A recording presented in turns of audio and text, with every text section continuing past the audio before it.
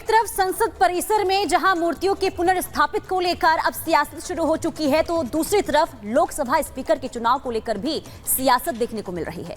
लोकसभा चुनाव खत्म हो चुका है, अब बारी आ चुकी है स्पीकर के चुनाव को लेकर। और एनडीए नेताओं की कल राजनाथ सिंह के आवास पर बैठक हुई, तो एनडीए के नेता भी ताल ठोक रहे हैं, लेकिन उनके दावे की हकीकत क्या है, रिपोर्ट के जरिए आपको दिखाते हैं।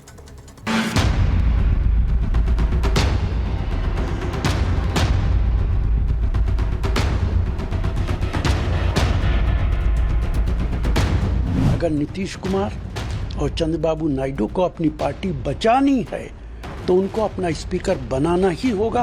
अगर लोकसभा स्पीकर पद पर एनडीए का कोई व्यक्ति नहीं बैठा तो सबसे पहले नरेंद्र मोदी और अमित शाह तेलुगु देशम पार्टी को तोड़ देंगे। जो रूलिंग पार्टी है, पहला अधिकार उसी का होता है उस पद के लिए। 24 के चुनावी नतीजों के बाद प्रधानमंत्री नरेंद्र मोदी तीसरी बार शपथ ले चुके हैं। ईश्वर की शपथ लेता हूं। विभागों के बंटवारे के बाद तमाम मंत्री बारी बारी अपना कामकाज संभाल चुके हैं। इधर 18वें लोकसभा सत्र की तारीख भी आ चुकी है। 24 जून को संसद का सत्र शुरू होने वाला है, लेकिन इस बीच स्पीकर के चुनाव का मुद्दा गर्माता जा रहा है। 26 जून को लोकसभा के स्पीकर का चुनाव होना है। ऐसे में स्पीकर बीजेपी का कोई नेता होगा या फिर एनडीए के सहयोगी दलों का, इसे लेकर मंथन चल रहा है। रविवार को रक्षा मंत्री राजनाथ सिंह के घर पर एनडीए नेताओं की बड़ी बैठक हुई। इस बैठक में बीजेपी के राष्ट्रीय अध्यक्ष जेपी नड्डा के अलावा अश्वनी वैष्णव, किरण रिजिजू, ललन सिंह और चिराग पासवान मौजूद थे। सूत्रों की माने तो बैठक में लोकसभा स्पीकर और डेप्यूटी स्पीकर के चुनाव को लेकर रणनीति पर चर्चा हुई। इस बीच 24 के लोकसभा चुनाव में हार से बौखलाया इंडी गठबंधन अपना सियासी खेल खेल रहा है।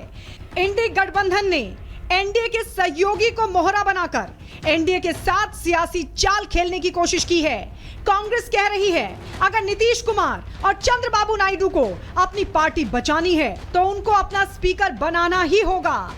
वहीं उद्धव ठाकरे गुट के नेता संजय राउत ने भड़काऊ बयान देते हुए कहा है कि अगर एनडीए का लोकसभा स्पीकर नहीं बना तो टीडीपी जेडीयू टूट जाएगी।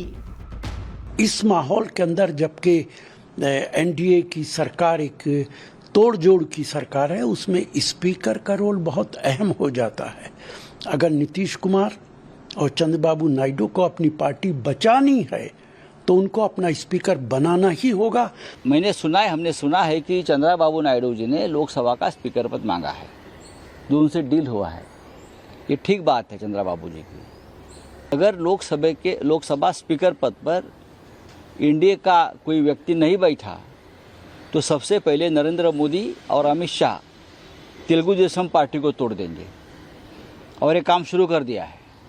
जनता दल यूनाइटेड नीतीश कुमार की पार्टी तोड़ देंगे। इन दोनों नेताओं के बयान पर जेडीयू ने पलटवार किया है। केसी त्यागी ने इंडी गठबंधन पर निशाना साधते हुए कहा, लोकसभा स्पीकर पद पर पहला अधिकार सत्तारूढ़ दल का है। कि स्पीकर का पद सदन का सबसे ज्यादा मर्यादित पद होता है, और जो रूलिंग पार्टी है, पहला अधिकार उसी का होता है उस पद के लिए। तो जो इंडी गठबंधन की जो मांग है या जो उनके बयान हैं, वो आपत्तिजनक है। मौजूदा एनडीए सरकार में स्पीकर और डिप्टी स्पीकर पद के लिए 3 सबसे बड़े दल हैं। इसमें सबसे पहले नंबर पर तो बीजेपी ही है। दूसरे नंबर पर देखें तो चंद्रबाबू नायडू की टीडीपी और नीतीश कुमार की जेडीयू है। अब इसमें से स्पीकर का पद किस दल के पास जाएगा, इसे लेकर आने वाले दिनों में स्थिति साफ हो जाएगी। Bureau report, Republic Bharat.